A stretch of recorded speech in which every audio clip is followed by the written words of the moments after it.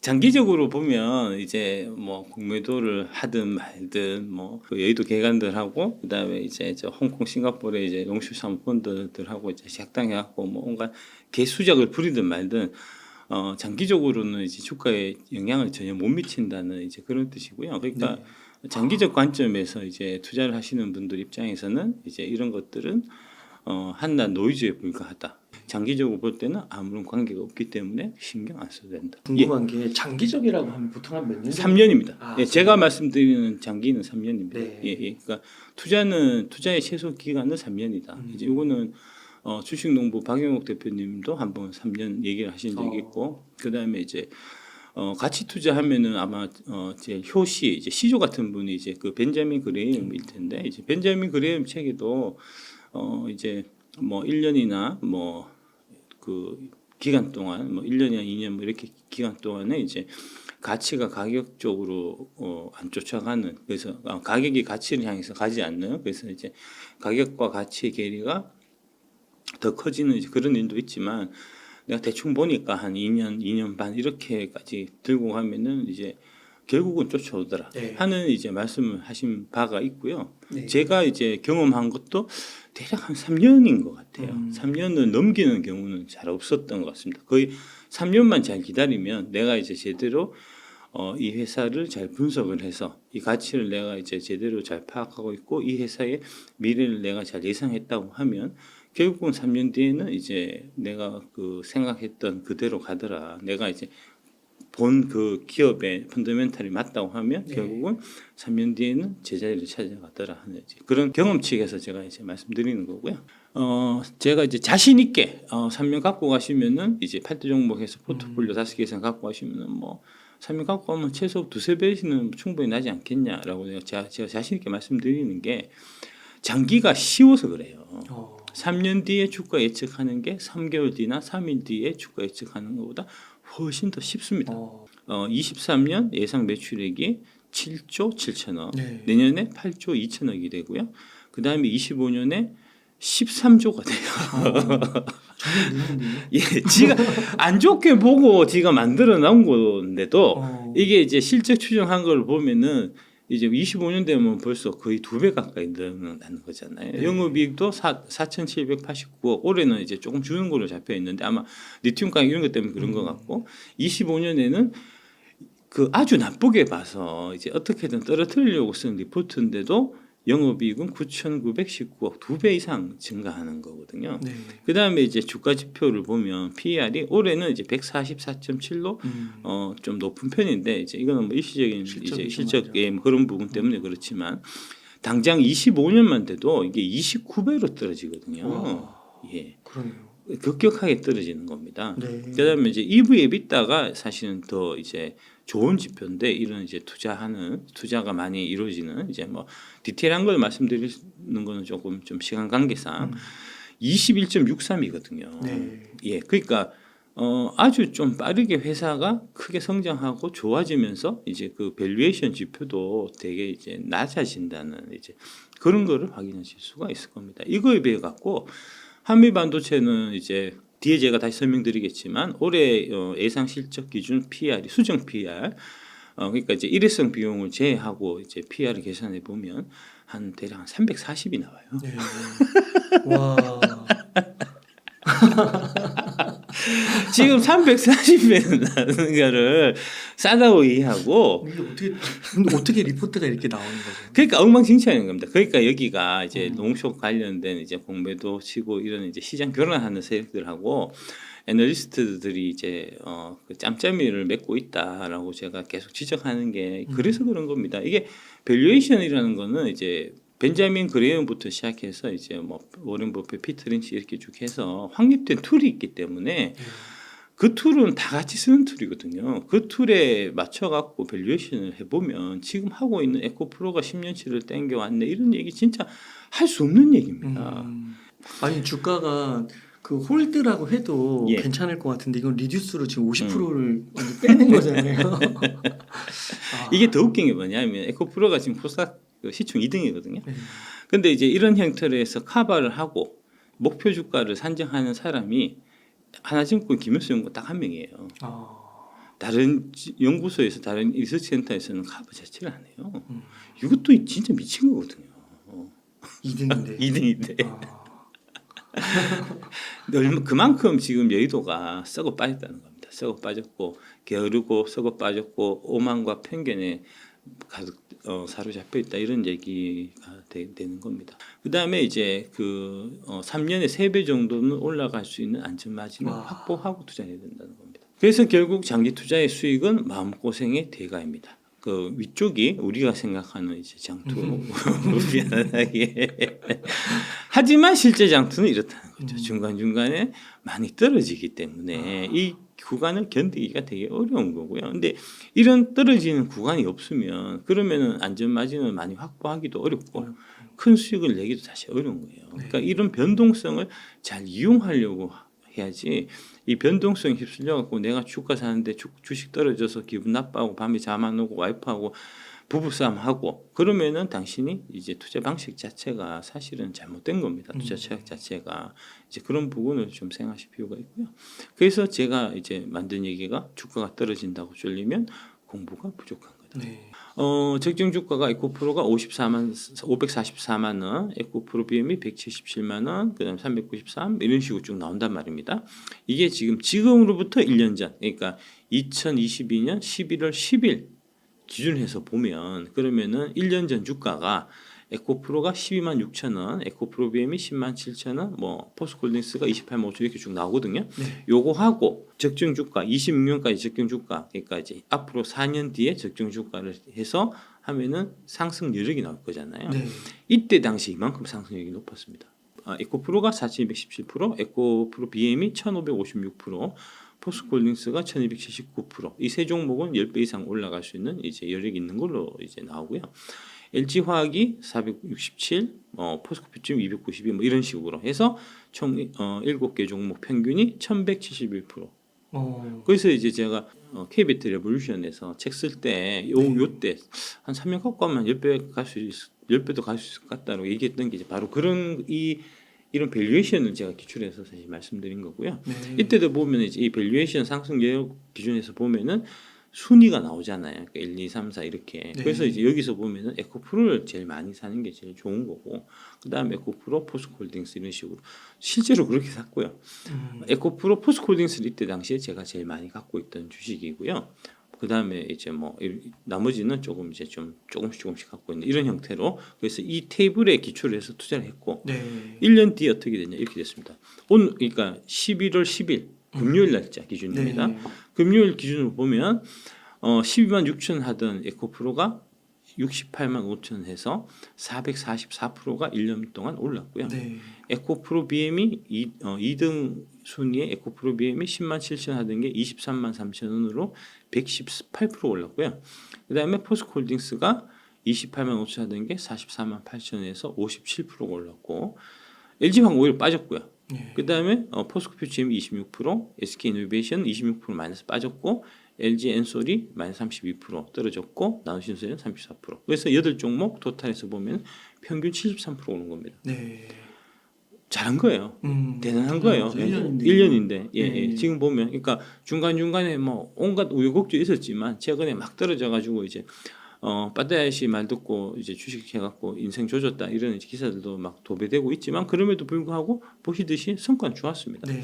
특히 여기 보시면은 위쪽이 확실히 이제 똑같네요. 예 순위가. 순위가 대체적으로 위에 있던 것들이 더 많이 올랐다는 거를 확인하실 수가 있습니다. 그러네요. 예, 그러니까 이 표가 있어야 된다는 겁니다. 그러니까 100% 완벽하지는 않아요. 이게 이제 3년은 봐야 된다고 제가 말씀드렸고 이제 3년 안에는 다양하게 이제 여러 가지 조건들이 작용해서 실제 이제 뭐 가야 될 주식이 못 가고 이런 케이스도 있기 때문에 LG화학 같은 경우는 오히려 많이 떨어져 있는 거잖아요. 그러니까 이런 케이스도 분명히 있을 수 있기 때문에 이제 그런데 어쨌든 간에 이 밸류에이션 테이블 상에 상위에 있는 주식들이 성과가 좋았고 하위에 있는 주식들이 이제 대체적으로 성과가 좀 나빴던 이제 이런 거를 확인할 수가 있을 거고 실제로 이제 이런 테이블의 기준에서 이때 당시에는 제가 SK이노베이션이나 LG엔솔 같은 거는 덜 샀고 에코프로나 포스코홀딩스 위주로 제가 많이 갖고 네. 있었거든요. 예, 그래서 그게 이제 이익이 지금 많이 내려갔지만 그래도 이제 이익을 보고 있는 이제 그런 요인인 거고요. 그러니까 처음에 1, 2, 3이 어떻게 보면 앞에서 설명하신 그 안전마진의 개념으로 장기적으로 그렇습니다. 세대 그 보셨을 때 1, 2, 3은 훨씬 높으니까 그렇습니다. 그 위주로 예, 이제 포트로 그렇죠, 투자를 그렇죠. 하는 거고. 그러니까 이 테이블이 있어야 된다는 겁니다. 이 테이블에 기반을 해서 내가 투자를 해야 네. 이게 마음이 안 흔들리고 이렇게 이제 자기 중심이 있는 거잖아요. 이거 없으면은 믿음 그냥 이게 남의 얘기에 이제 휩쓸리는 거니까. 그러니까 이 계산을 이제 하실 수 있어야 되고, 예, 다음 보시면 이게 이제 7월 26일 날, 그러니까 최고점, 올해 최고점 기록했을 때를 기준해서 보면 올해 최고점을 기록했을 때, 그러니까 1년 전 작년 11월 10일 사서 7월 26일까지 갖고 갔으면 한 8개월 동안 이제 상승률이 에코프로가 가장 좋았을 때 1121%를 했고요.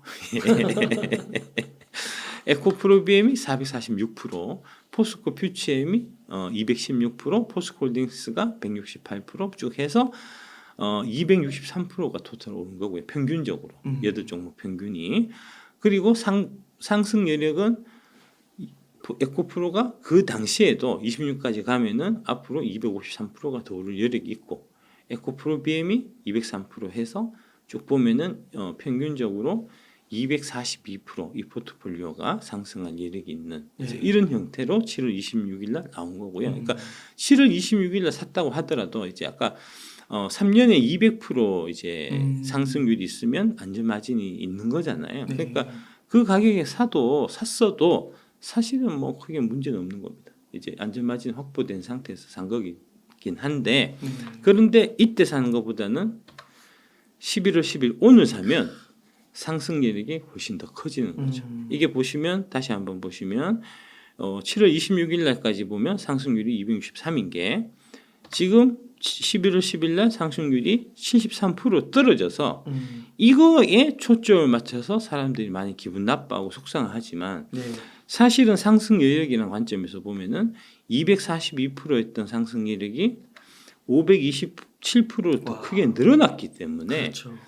오히려 기뻐야 된다. 기회네요. 예, 마침 내가 돈이 있으면 더 살 수 있는 기회니까 더 즐겁게 사야 되고, 그 다음에 내가 돈이 없으면 열심히 이제 직장 다녀갖고 이제 돈을 더 사야 되는 이제 그런 걸로 가셔야 되는 거죠. 그러니까 이게 이제 테이블이 있어야 되고 이 테이블에 기반해서 이제 숫자에 기반해서 투자를 하는 이런 습성을 기르셔야 되고요. 이 습관입니다. 습관. 이거에 대해서 워렌 버핏이 이제 주주 서한에서 이렇게 얘기했습니다. 당신은 평생 햄버거를 먹을 생각이고 소를 키우지 않는다면 쇠고기 값이 올라가기를 바랍니까? 내려가기를 바랍니까? 내려가길 바래요. 그렇죠. 그래야지 이제 싸게 이제 사서 햄버거 만들 거니까. 마찬가지로 당신은 간혹 차를 사야 하는데 자동차 제조업자가 아니라면 자동차 가격이 올라가기를 바랍니까? 내려가기를 바랍니까? 내려가기를 바라잖아요. 그렇죠. 마지막 퀴즈입니다. 당신이 앞으로 5년 동안 주식을 사 모은다면 이 기간에 주식시장이 올라가기를 바랍니까? 내려가기를 바라야 되는데 올라가기를 지금 바라고 있잖아요. 맞아요. 그죠? 그 어떻게 해야 되죠? 그런 인간의 심리를 공부해야죠. 공부하고 수련해야죠. 마음의 수련해야 되고 이제 그런 거고, 이제 경험을 통해서 이제 자기가 계속해서 이제 그런 성공 경험을 계속 쌓아서 그래서 이제 이런 좀 뭐랄까 불합리한 이런 감정 같은 이런 부분들을 극복할 수밖에 사실 없는 겁니다. 이 퀴즈에 틀린 답을 하는 투자자들이 많습니다. 앞으로 장기간 주식을 사 모을 사람조차 주가가 오르면 기뻐하고 주가가 내리면 우울해합니다. 이는 햄버거를 사 먹으려는 사람들이 쇠고기 값이 오른다고 좋아하는 셈입니다. 이런 반응은 이치에 맞지 않습니다. 꼭 주식을 팔 사람들만 주가가 오를 때 기뻐해야 합니다. 주식을 살 사람들은 주가가 내려가기를 바라야 합니다. 라고 워렌 버핏의 주주서한에 딱 써 있어요. 이게 바로 그 얘기입니다. 그래서 아까 말씀드렸듯이 장기적 관점에서 공매도는 아무런 관계가 없다 하는 게 그거고요. 그럼 공매도들이 억지로 주가를 떨어뜨리면 살 수 있는 좋은 기회다 하고 추가로 사면 되죠. 맞네요. 예, 저 어떻게 했습니까? 주가 샀잖아요. 맞아요. 일본에서 예. 최근에 사시고. 예, 워렌 버핏이 시키는 대로 한 겁니다. 어. 하라고 그렇게 돼 있어요. 사라고 돼 있다고. 그러니까요. 예. 그러니까 미국으로 이거 우리나라장 이게 변동성 크니까 문제 있다 이게 아니라 오히려 그걸 이용하고 역이용해야죠. 활용하는. 예, 역이용해서 활용하면 되는 거죠. 맞네요. 자꾸 싸우려 하지 말고. 그러니까 이제 공매도 문제를 선진하고 하는 거는 내가 2차전지 투자를 한 내가 2차전지 주가를 올려서 이제 돈을 벌어야 되겠다 하는 목적을 갖고 하시면 안 되고 설령 그런 욕심이 있다고 하더라도 그건 숨겨야 되고 오로지 이제 대한민국이 건전하게 발전하기 위해서는 금융도 우리 산업처럼 선진화돼야 되는데 우리 이제 금융이 너무나 후진화돼 있고 그 후진화돼 있는 가장 핵심적인 요소가 이런 공매도 특권 카르텔이기 때문에 우리나라를 위해서 우리 자녀들의 미래를 위해서 내가 나선다 이렇게 생각하고 나서야 그래야지 그게 공매도 문제가 풀려서 결과적으로 내 재산도 내가 갖고 있는 2차전지 주식도 올라가는 거지. 네. 내가 갖고 있는 2차전지 주식을 올리기 위해서 공매도를 때려잡아야겠다라고 접근하면 될 일이 절대 아닙니다. 절대 그렇게 접근해 갖고는 되는 일 하나도 없습니다. 네. 그런 말씀 드리고 싶고요. 현금을 최소 20% 정도는 확보를 하시라는 얘기를 제가 맞아요. 했었고요. 예, 네. 예. 그때 내 말을 들었어야 된다는 네. 겁니다. 너무 과열됐을 때. 그렇습니다. 예, 네. 예, 예. 그래서 항상 10에서 한 30% 정도는 현금을 포트폴리오에서 계속 갖고 가는 연습을 해야 되고요. 노력을 해야 되고 습관이 돼야 됩니다. 근데 이제 증권 계좌에 현금 있는 꼬라지를 못 보잖아요. 맞아요. 그건 욕심 때문에 그렇거든요. 이제 네. 90% 태워갖고 버는 것보다 100% 태워서 버는 게 더 빨리 부자가 되는 거니까 더 빨리 부자 되실 생각하시면 절대 빨리 부자 못 되고요. 느긋하게 천천히 여유롭게 접근해야 더 빨리 부자 됩니다. 오히려 이제 그 말씀 다시 드리고 싶고. 그러니까 이렇게 시장이 많이 빠지니까 자주자주. 그렇습니다. 그리고 이건 예. 지수가 빠지는 거니까 개별 종목은 더 빠질 훨씬 더 거 아니에요. 빠지죠. 예, 예, 그런 거죠. 그러니까. 예. 주가가 내려가면 더 좋은 거죠. 여기도 또 나오잖아요. 네. 만약 14달러짜리 주식이 6달러로 내려간다면 좋은 일이다. 재무적으로 문제가 없는 회사라면 6달러에서 22달러로 엄청난 상승을 한다. 10달러에서 22달러 가면 겨우 반만 먹지만 6달러에서 22달러 가면은 4배 가까이 먹는 맞아요. 거잖아요. 그래서 투자자는 이러한 하락을 이용해야 한다. 하락은 반드시 일어나지만 언제 일어날지는 아무도 모른다. 그러니까 반드시 일어나지만 언제 일어날지 모르기 때문에 현금을 갖고 있어야 되는 거예요. 맞네요. 불과 7월 달만 해도 그때 말씀드렸지만 7, 8월 달 그때 우리나라 증권사에서 다 같이 한결같이 하반기 장이 좋을 거라고 했어요. 그래서 내가 얘기했잖아요. 불길하다고. 맞아요. 맞네요, 진짜. 한두 번 내가 겪은 게 아니라고요. 7, 8월 달에 갑자기 7월 막 하는데 이제 하반기 증시 예측하는데 2,900, 3,000을 막 얘기하고 2,800하고 막 그러더라고. 그래서 내가 모골이 송연해서 좀 이거 좀 느낌이 안 좋은데 해서 제가 계속 얘기한 겁니다. 현금 좀 확보하고 계시라고. 그 확보하고 있던 거를 지금 떨어질 때 샀으면 좋았을 맞아요. 거잖아요. 그러니까 이런 거 아닙니까? 이기잖아요, 결국. 이렇게 있는 것보다 이렇게 했을 때 오히려 더 좋아야 된다는 그렇죠. 거죠. 상승률이 이때는 242%지만 500%가 지금은 527이니까 네. 지금이 훨씬 더 좋은 거잖아요. 더 기뻐야 된다는 거잖아요. 더 기쁜 마음으로 사야 된다는 거잖아요. 기쁜 마음으로 사고 있습니까? 아마 좀 어려울걸요. 그거는 당신이 공부가 부족해서 그런 겁니다. 밸류에이션 공부하셔야 되는 거죠. 공부하셔야 됩니다. 밸류에이션. 예. 또 다른 중요한 요소는 시간이 충분해야 된다. 그래서 아까 3년의 말씀도 제가 드린 거고 지금 2차전지 주식들은 5년, 10년, 2030년까지 진짜 들고 가도 되는 걸까요? 이번 조정기에 진입하신 분들은 네. 진짜 잘 진입하신 거죠, 당연히. 그러니까 그 조정기 때 담는 것이 그렇게 중요하다는 겁니다. 조정기 때는 쫄려서 주식을 팔 시기가 아니라 오히려 용기를 내서 담아야 될 구간이라는 걸 생각하셔야 되는 거고요. 그다음에 뭐 5년, 10년 당연히 그렇게 갈 수밖에 없는 거죠. 이거는 뭐 당연히 이게 2차전지 섹터가 뭐 5년, 10년이 아니라 20년, 30년 넘게 성장할 섹터이기 때문에 저는 당연히 뭐 그럴 수 있다고 생각하고요. 예. 그래서 이걸 제가 그냥 뭐 대충 말씀드리기보다는 제가 조금 그 향후 10년 동안에 그 배터리 산업이 얼마나 성장하고 또 양극재 산업이 그러니까 소재의 대표격으로 양극재 산업이 얼마나 성장할 수 있는지 이걸 제가 대략적으로 한번 좀 추정을 해봤거든요, 최근에. 네. 그래서 그 이야기를 가지고 말씀을 드려볼게요. 네. 네, 그래서 제가 이건 조금 보고 말씀드릴게요. 네. 네, 그래서 지금 그 제가 이제 이 추정을 한 건 그 골드만삭스가 올 초에 향후 2030년, 35년 뭐 그 이후까지 어느 정도 전기차 시장이 성장하고 또 한편으로는 배터리 수요가 얼마나 성장할 것인지 이런 것들을 추정한 자료가 있습니다. 네. 그걸 가지고 제가 올해부터 이제 10년 후 2033년 정도까지 대략 시장이 어느 정도 성장한다라는 걸 전제로 해서 제가 배터리 시장 규모, 그 다음에 양극재 시장 규모 이렇게 추정을 해봤는데요.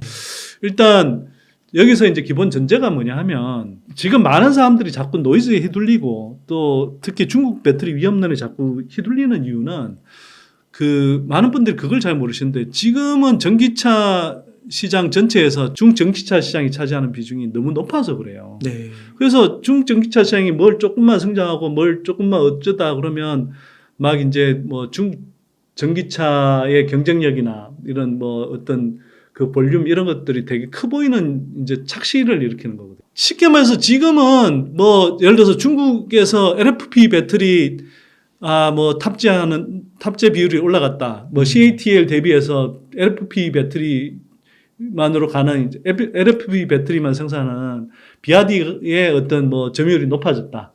이러면 기본적으로는 중국에서의 이제 LFP 배터리 채통률이 높아지면서 그게 글로벌 평균을 내버리도 LFP 배터리가 엄청나게 약진한 것처럼 보이는 거예요. 네. 근데 이게 당장 미국 시장만 가면 LFP 배터리가 약진하는 게 아니라 오히려 몇 년 전까지는 미국 시장 내에서 점유율이 LFP 배터리가 뭐 13%, 14% 이랬다가 지금 6%, 7% 수준으로 떨어졌거든요.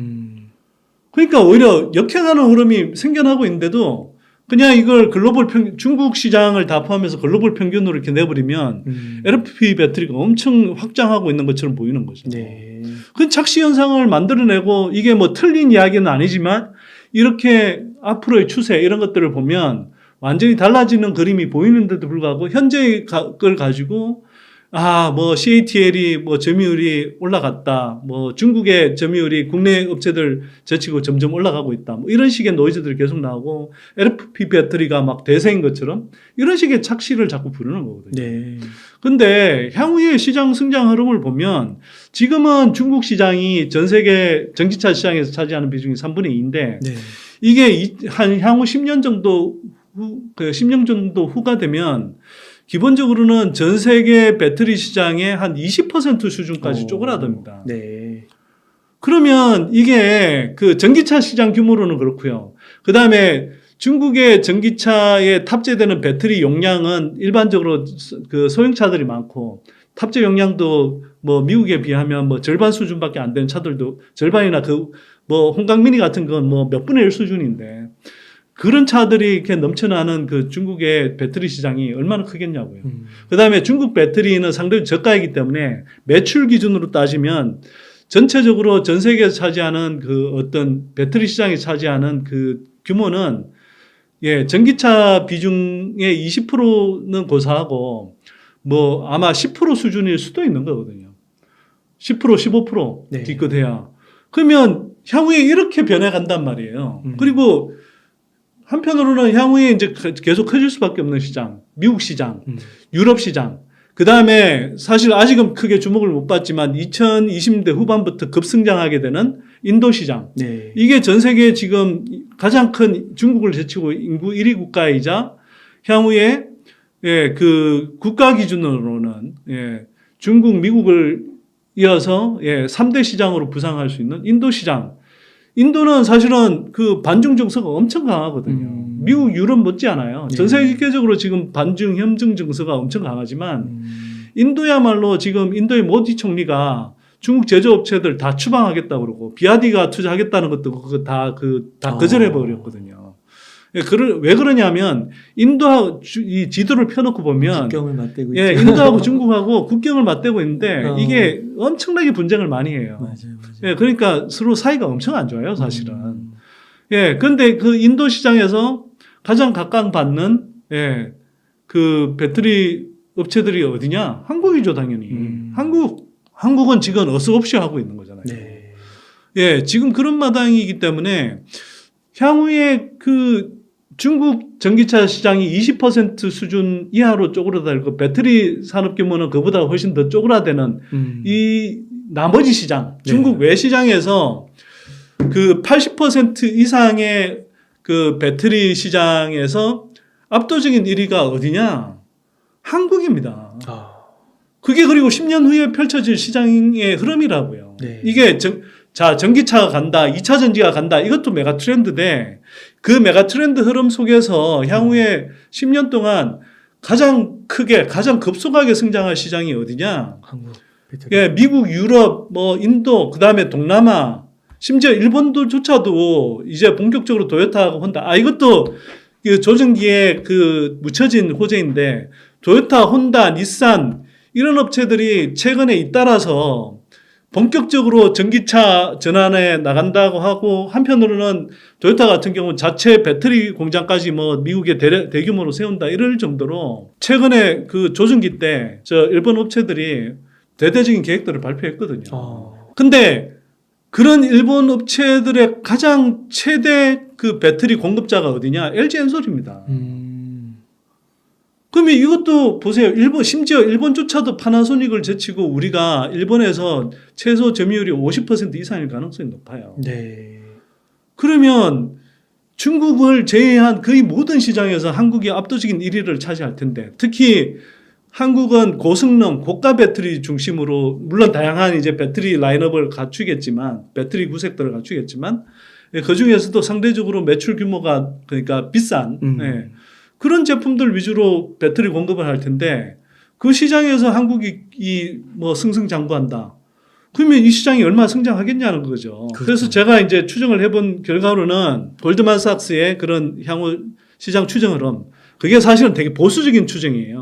그 네. 보수적인 추정을 기반으로 해서 그것도 뭐 전기차의 적용처를 전기차만 따졌을 때 무슨 앞으로 ESS 이런 거 다 빼고 ESS도 빼고 ESS가 향후 한 2010년 후까지는 전기차 시장만큼은 아니더라 하더라도 상당히 큰 시장으로 성장할 수 있거든요. 네. 그러면 그 상당히 큰 시장으로 성장할 수 있지만 그런 거 제외하고 그 다음에 지금 제가 노르웨이도 뭐 여름 휴가 때 갔다 왔지만 그 노르웨이 같은 경우도 노르웨이 같은 지금 북유럽 국가들은 기본적으로 뭐 향후 몇 년 사이에 연안에서 다니는 선박들은 다 전기 선박으로 바꾸려고 그래요. 와. 그러면 그 전기 선박 시장이 되게 크단 말이에요. 네. 예, 그 다음에 뭐 미국 펜타곤에서 지원해서 전기 항공기도 이미 지금 뭐 그거 한번 충전해서 600몇십 킬로 가는 전기 항공기 띄웠다는 소식도 얼마 전에 있었고 이런 적용처들 뭐 전기 UAM이라든지 로봇이라든지 이런 거 다 제외하고 전기차만 가지고 이야기했을 때도 지금 향후 배터리 시장이 얼마나 커질 수 있냐. 그 기본적으로는 10년 후 한국 배터리 3사의 매출 규모는 약 411조 원 정도가 되고요. 이게 올해 국내 배터리 3사 매출의 약 6배가량 증가하는 규모가 됩니다. 네. 10년 동안에 이 큰 기업들의 매출 규모가 6배 성장할 수 있는 시장 규모가 열린다는 거예요. 네. 이것도 굉장히 보수적으로 가정해서. 그러면 이 양극재는 이 배터리의 소재의 약 원가의 한 40% 이상이잖아요. 네. 그래서 그냥 뭐 40%로 잡고 그러면 배터리 3사 매출의 40%를 가정할 경우에 양극재 매출은 164조 원 정도 된다. 네. 근데 소재 업체들은 국내 배터리 3사에는 거의 특히 양극재 같은 경우 거의 전속적으로 국내 배터리 업체들의 대부분 다 공급하는데 이 물량은 거의 뭐 독점적으로 국내 양극재 업체들이 대부분 소화하는데 플러스 여기에 미국이라든지 유럽이라든지 이런 쪽 양극재 수요 이런 것들까지 한국 양극재 업체들이 또 이제 고객사가 된단 말이에요. 얼마 전에 당장 LNF 같은 양극재 업체가 노스볼트로부터 수십조 원어치 그 계약을 맺었거든요. 네. 이런 사례에서 알 수 있는 것처럼 그런 것까지 합치면 연간 164조 원 정도가 아니라 200조 원 정도의 양극재 시장이 형성되는 거예요. 그럼 200조 시장이 형성된다고 했을 때 그 양극재 업체들의 향후 그 규모가 어느 정도까지 클 수 있냐. 제가 볼 때는 그 배터리 배터리 3사의 매출은 한 6배 커질 수 있지만 양극재는 제가 볼 때는 약 한 8, 9배 이런 식으로 커질 수 있다는 거죠. 네. 예. 왜냐하면 10년 후에 2033년이잖아요. 10년 후에 200조 원 시장 규모라고 했을 때 국내 양극재 업체들이 차지할 수 있는 200조 전기차만 넣고 봤을 때 200조 원 시장일 때 거기에서 예를 들면 에코프로 BM이나 또는 뭐 포스코 퓨체엠 이른바 투톱이 차지할 수 있는 물량이 대략 각 사별로 두 회사 각각 한 60조, 70조 정도의 매출을 올린다고 치고 네. 그럼 나머지 한 60조에서 80조는 LG화학이라든지 LNF라든지 코스모 신수제 같은 업체들이 또 가져가는 거거든요. 네. 예, 그런 업체들이 다 또 뭐 최소 60조에서 80조 이상의 그런 매출을 올리는 겁니다. 그러면 이 시장이 얼마나 커질 수 있는데요. 그러니까 에코프로 BM만 따져봐도 올해 매출이 당초에 이제 리튬 가격이 좀 올 초처럼 이제 비쌀 때는 10조까지도 가능하다 봤지만 어쨌거나 최근 이제 뭐 하락한 리튬 뭐 가격을 판가에 반영해서 8조 원대로 보고 있는 거 아닙니까? 네. 그럼 8조 원이라고 따지면 이게 그 향후에 60조 또는 그러니까 70조로 성장한다고 했을 때 88은 64, 89, 72. 예, 8, 9배 성장하는 거죠. 네. 그럼 8, 9배 성장하는데 이게 뭐 어떤 애널리스트는 뭐 2030년 가치까지 다 가져왔다고 그러는데 진짜 그럴까? 어? 아니 8, 9배 성장하는 흐름을 우리가 진짜 다 가져왔어? 그 밸류를 지금 다 땡겨왔어? 저는 절대 그런 상상이 안 돼요. 어떻게 생각하면 그런 생각을 할 수 있는 거죠? 네. 예, 넌센스잖아요. 예를 들어 70조 매출을 올린다. 그러면 그때 에코프로 BM 같은 경우는 지금은 예, 워낙 이제 리튬 단가가 낮고 이런 지금 바닥 구간에서 이렇게 하니까 그렇지만 지금 제가 늘 말씀드리지만 25년, 26년이 1차 빅뱅 폭발이고 네. 그다음에 2030년 초반 가면은 이게 막 저가 시장까지 지금 내연기관차처럼 전기차가 모든 구색이 갖춰지는 그래서 사람들이 이제 차를 살 때는 이제 내연기관차 사면 이게 나중에 AS도 안 되고 뭐 그다음에 그 제품 업그레이드도 안 되고 뭐 그런 식이기 때문에 이제는 뭐 내연기관차 사는 것이 바보짓이고 전기차 사는 게 전 세계적으로 그냥 스탠다드가 되는 시기가 2030년대 초반에 도래하거든요. 네. 그게 2차 빅뱅 폭발이에요. 근데 리튬이라든지 니켈 같은 이런 광물들은 공급이 탄력적이지 못하기 때문에 사실은 리튬 가격이 지금 바닥 가격보다는 훨씬 높을 가능성이 높아요. 네. 심지어 폐배터리 리사이클을 한다 하더라도 워낙 수요가 폭발적으로 증가하고 있는 네. 구간이기 때문에 그래서 리튬 가격이 상대적으로 지금보다 더 높고 그다음에 에코프로 같으면 에코프로뿐만 아니라 대부분의 지금 양극재 업체들이 비슷한 전략을 갖고 있는데 예, 광물부터 해서 뭐 예를 들어서 그 뭐 리튬을 이렇게 뭐 이 컨버전 한다든지 네. 또는 뭐 전구체라든지 이런 것들을 다 지금 내재화하는 식으로 수직 통합을 하고 있거든요. 네. 에코프로가 그런 면에서 이제 에코프로나 이제 포스코 퓨체엠, 포스코 홀딩스 그룹이 이제 그렇게 이제 가장 앞서가고 있는 거고. 그러면 이게 그때 가면 원가 구조가 되게 좋아져요. 사실 영업이익률 10%도 넘었을 가능성이 높거든요. 와, 그 정도 네. 가면. 근데 그냥 10%만 잡자고요. 그러면 70조 원에 영업이익 7조 원이고 7조 원의 영업이익 멀티플 20배만 주자고요. 지금은 뭐 몇 년치 당겨와서 몇십 배 이런다고 하지만 네. 지금은 그냥 그때 가면 조금 뭐 성장성이 약간 둔화되는 구간이라고 생각해서 영업이익 멀티플 20배만 주면 7조 원에 140조. 예, 20배 주면 140조 원이에요. 그러네요.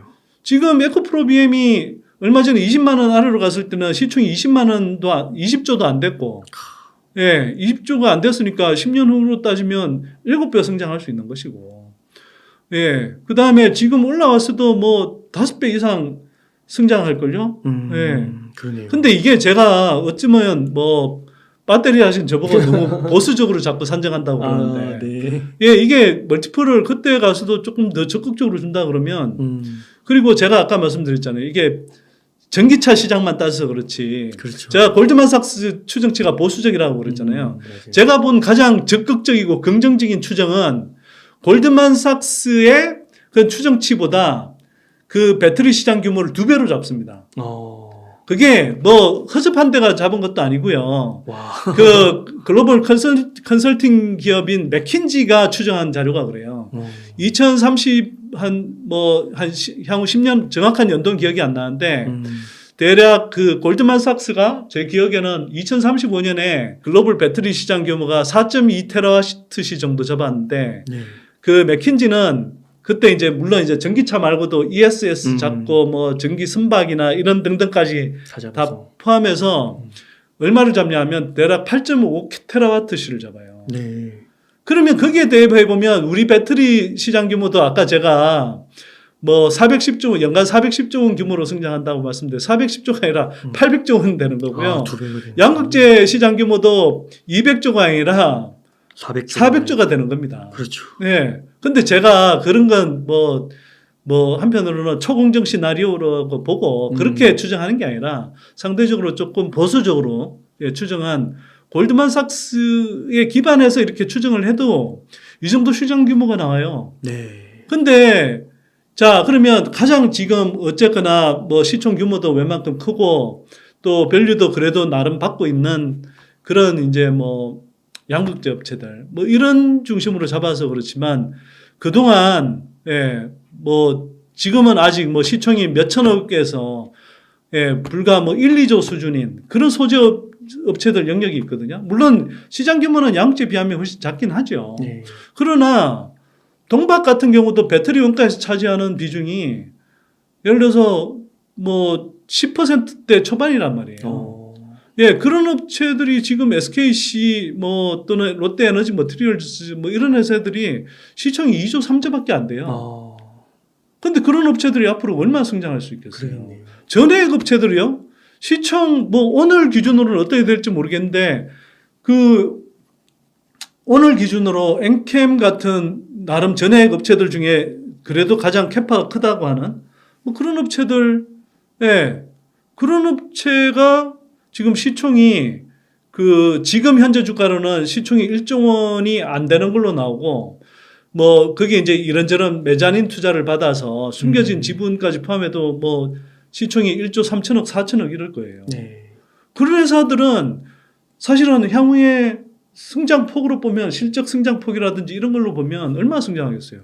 근데 많은 분들이 올해 들어와서 2차전지 섹터가 막 되게 뜨겁게 달궈지고 이러니까 모든 뭐 2차전지 섹터가 다 막 뭐 주가가 엄청 오른 걸로 착각하는데 예를 들어서 예를 들어서 같은 소재라고 하더라도 전해액이라든지 동박이라든지 뭐 이런 쪽 업체들은요.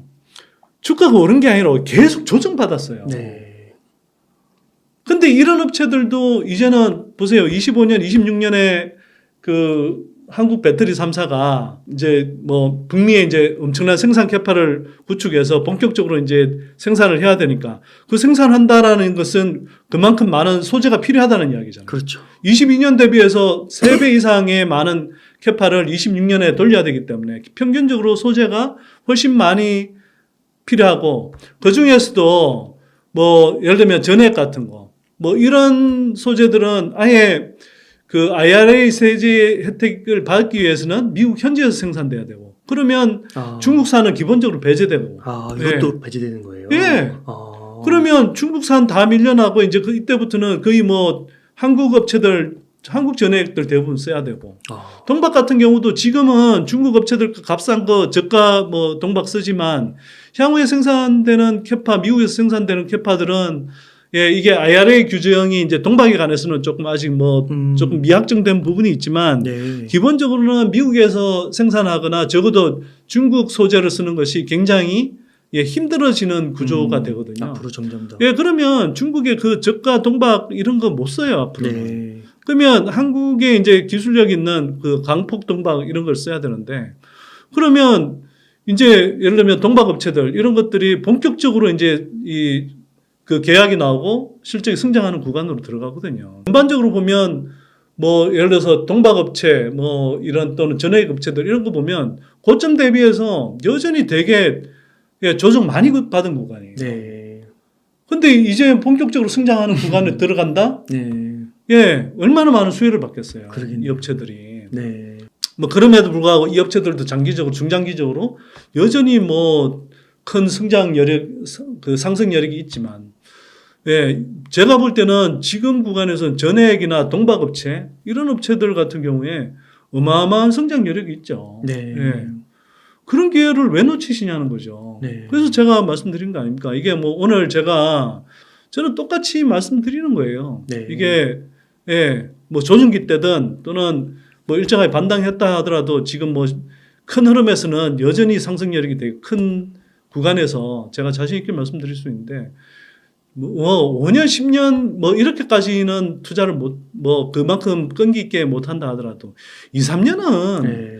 무조건 투자하셔야 된다 이게. 항상 강조하셨죠. 예. 네. 빅뱅 폭발이 이 2, 3년만 기다리면 되는데 음. 아니 은행에 예금 넣어놓고 예금 적금 넣어놓고는 몇 년 동안 이렇게 뭐 진짜 하잘것없는 그런 이자 받아가면서도 그냥 계시는 분들이 제가 볼 때는 그 향후 2, 3년 동안 2차전지 섹터에 뭐 소재주들 중심으로 비중을 실어서 예 그리고 장비주들도 사실 괜찮습니다. 그러나 뭐 어쨌거나 뭐 소재주들이 뭐 훨씬 더 지속적으로 큰 폭으로 상승할 여력이 더 크게 보이기 때문에 예 그런 기업들 그냥 예 여러분들이 잘 스터디하셔서 제가 뭐 특정 종목을 언급하지는 않겠습니다만 그런 섹터들을 잘 공부하셔서 예 비중 실어서 담아 놓으시면 그리고 그냥 이런 뭐 앞으로도 오늘은 또 주가가 급등했지만 또 중간중간에 조정 나오고 뭐 빠질 날도 있을 거예요. 그러나 그런 건 너무 개의치하지 마시고 오버슈팅 할 때 조금 이제 일정하게 수익 실현해서 혹시라도 올 수 있는 조정기에 대비하시고 또는 더 매력적인 종목들을 담을 수 있는 어떤 준비들을 하시고 네. 그건 버핏이 늘 하는 거니까요. 네. 예.